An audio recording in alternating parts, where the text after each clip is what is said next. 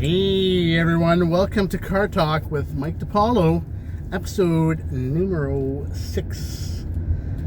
So I'm thinking today we can talk about real estate agents, what we do, how we benefit you, and the ins and outs. Just to quickly advise you, if you're looking for one, if you're curious about what we do and how we do it, then I'll let you know. So basically with real estate agents, my word of advice is to always go with someone you're comfortable with. A lot of people will meet the bill, but you have to really be comfortable with it. Someone who's honest, has your best interest in mind, and who will be working for you the whole time. And you can do that by interviewing at least 3 agents. If you're working with agents, interview 3 agents if you're looking to sell your house. Unless you really know the agent well and you know of their background. It's always good to get a second opinion. That's just like you get quotes. I do the same thing. We do different things. Some agents just put a sign on your lawn and pray that it sells, whereas other agents spend the money to market your property. I know I've spent up to $2,000 in just photographs and staging alone, virtual staging for a property. So those agents who say, oh, they're going to charge you 1% commission or $999, well, you'll get $999 worth of service. I don't recommend you go with the lowest bidder for your biggest purchase or biggest asset. It's just not what I would advise. Go with someone who has a good track record and who you think will get the job done, not just the lowest price. So basically the way it works is with real estate agents, way back in the day, there was just listing agents. You had a property, you would just go to the listing agent, make an offer or whatnot. That changed a while back because listing agents are working for the sellers. If you're a seller, great, because that's in your best interest. If you're a buyer, though, buyers would not have their interests represented. So now we have buyer's agents, and you sign up for a buyer agency, so you're completely protected, and our job is to do what's in your best interest at all times. Okay? And listing agents, all agents are both, but the thing is you're best off when you're looking to purchase a house to have a buying agent of your own that's going to take you through properties and give you their best honest feedback and advice about whether or not the property is suitable. I know myself, I talk more of my clients out of buying properties than buying properties because there are certain things that I look for and I know that it might be problematic for them. Where if it was the listing agent and you're going to an open house, you're basically at their whim. They just want to sell that house because that's their listing. So they're going to push you towards that. Whereas a buying agent like myself, I don't care what house you buy. I do in one sense because I want it to be the best house for you, but I'm not going to push you towards any particular home just because it's my listing. I want to find you the best house that's going to suit you best at the best price, and then I can negotiate the best price for you if the market stabilizes again. Right now there's very little negotiation to be had in this really hot market. Anytime you try to negotiate with a seller, it's just next. They'll just go to the next offer. So there's some strategy to that as well. There are certain ways to tackle this market, and I'd be happy to explain that to people if they have questions. So let's get to exactly what we do. So we take a lot of courses. I myself, I'm going through houses every day.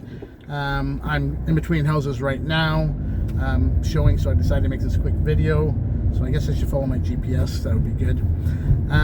So I know, a lot of the newer modes of the design and what's new in a house, what's not new, what's lipstick mascara up, and what's actually been replaced.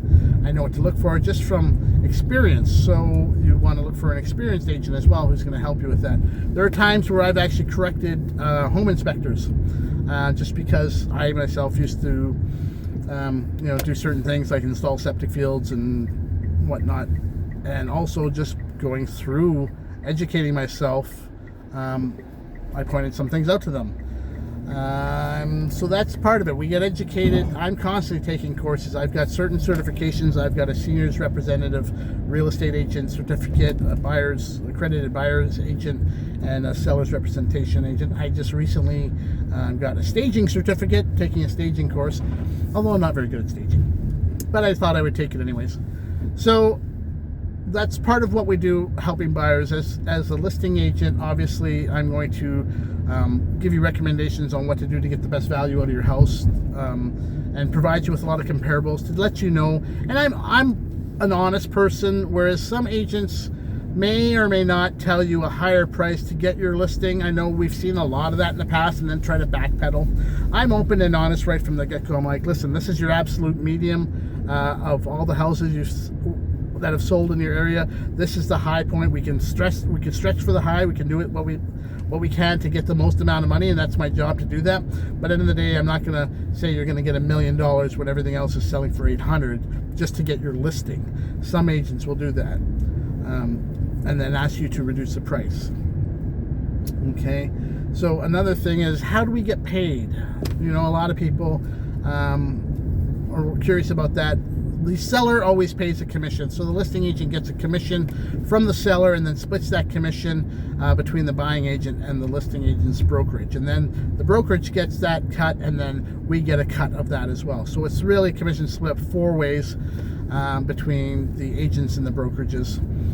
And through that, we have to pay all our own expenses. Like, I know my expenses last year, like I think if I recall, there was $70,000 worth of expenses.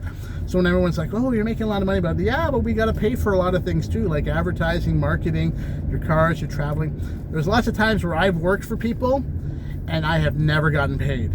Okay, so how many people would actually go to work every day and not get paid? Not a lot, but just recently I was helping 3 people find rentals, and I spent a lot of time with them taking them to rentals. They ended up renting off a private person on Marketplace, because there's a lot more rentals in there, and I'm not upset about that, because I told them, you know, basically look on Marketplace as well, because those are the majority of the rentals. But at the same time, I helped them out.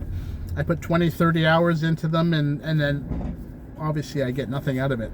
There's also buyers that I've helped out in the past, especially when this market was going up and up.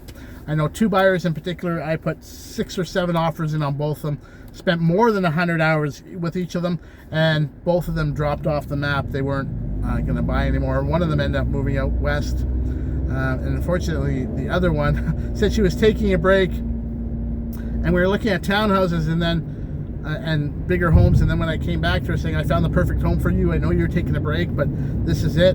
She's like, oh, I just bought an apartment condo that she just went and saw one weekend in an open house. Meanwhile, you know, she could have called me, but unfortunately that's what happens in our business. Sometimes we work hundreds of hours and never get paid. So just bear that in mind when you're cussing us out sometimes if we do get big paychecks, because they are far and few between, but we do work hard for our money. And, you know, for me to be here for you, I have expenses, whether you buy now or in 6 months. Like, I'm still having to work and maintain all the expenses. So we don't mind doing that. It's part of the business. I've run you know, another business before, and you have expenses no matter what you are doing. So end of the day is, you know, I'm the type of agent who, I'm always working for my client, and I would advise anyone who's not working with an agent to buy a house to get an agent to buy a house, because honestly it's the biggest purchase in your life, and we're here to help, and I think we can prevent you from making the biggest mistake of your life at times as well. So bear that in mind, and if you have any questions, I'm always here. All right, take care. Bye.